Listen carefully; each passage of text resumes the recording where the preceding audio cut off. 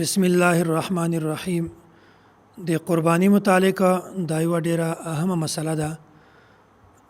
هغه ځناور چې دغه تاسو قربانی کوي نو په هغه ځناور کې تاسو د څو شیزونو ډیر زیات اهتمام کوي.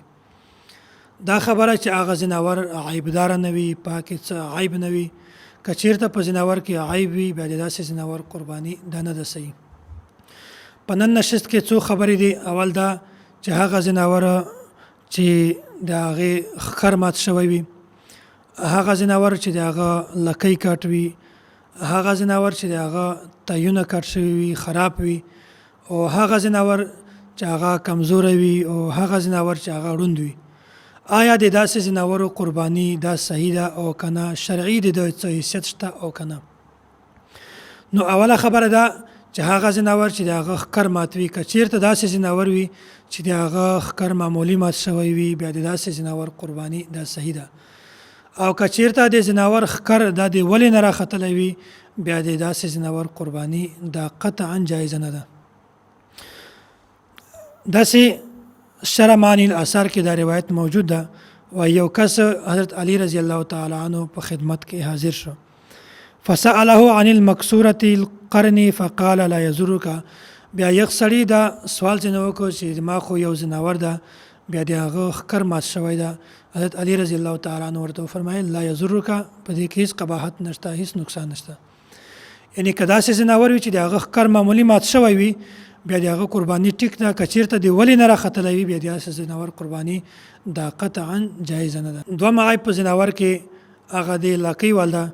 که چېرته داسې ځناور وي چې د هغه لاکۍ درمه حصه یا په درمه حصې نه زیاتی کټ شوي وي بیا د داسې ځناور قرباني ټیک نه ده. که چېرته داسې ځناور وي چې د هغه لاکۍ په درمه حصې نه کمه کټ شوي وي بیا د داسې ځناور قرباني دا بالکل ټیک ده. او د دې اندازه داسې ولګوي چې یو د ځناور لاکۍ ده د هغې به 3 حصې کوي.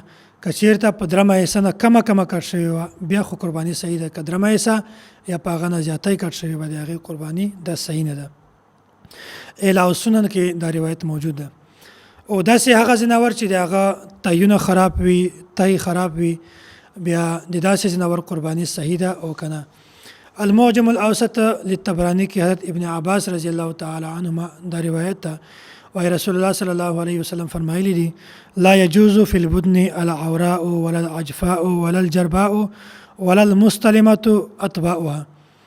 هغه ځناور چې هغه بالکل روند وي او هغه ځناور چې هغه بالکل کمزور وي، هغه خارشي وي، او هغه ځناور چې د هغه تیونه کټ شوي وي د داسې ځناور قرباني دا جایزه نه ده.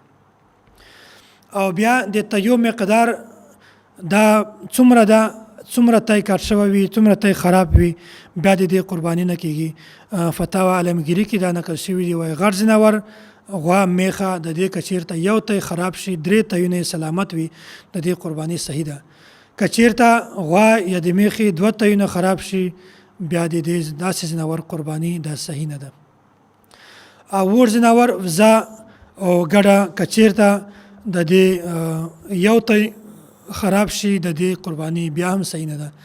د دې لپاره ټول تیان د صحیح سلامت ضروري دي. که چېرته یو تی خراب شي د دې قرباني بیا هم صحیح نه ده. او بله دا چې که چېرته داسې ځناور وي چې هغه بالکل روند وي، په نظر باندې شی نه ورځي، دا هم عیب ده، دا هم عیبداره ځناور ده، د داسې ځناور قرباني هم نه ده صحیح. او که چېرته داسې ځناور وي چې هغه بالکل کمزوری وي، تفصیل ما مخکې هم درته بیان کړی دی چې هغه دومره کمزوری وي چې هغه په هډوکي کې طاقت نه وي، هډوکي کې اوبه نه وي، حرکت نشي کولی، بیا داسې ځناور قرباني هم نه ده صحیح. نو د دې خبرې ډېر زیات اهتمام کوي چې داسې ځناور قرباني کو چې هغه صحیح سلامت وي، عیبداره نه وي، نقص نه وي کې، نو بیا به الله تعالی داسې ځناور د موږ نه قبلوي هم او ثواب هم راته کوي.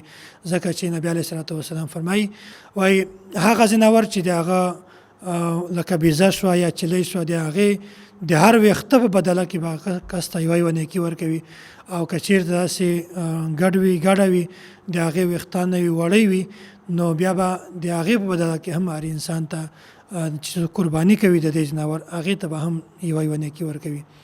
او بیا هم الله تعالی یو اصول بیان کړی ده من جاء بالحسنه فله 10 امثالها چا که یو نیکی وکړه الله تعالی هغه په 10 باندې ورته بدلوي الله تعالی دې موږ تاسو ته د صحیح زناور قرباني کولو توفیق را نصیب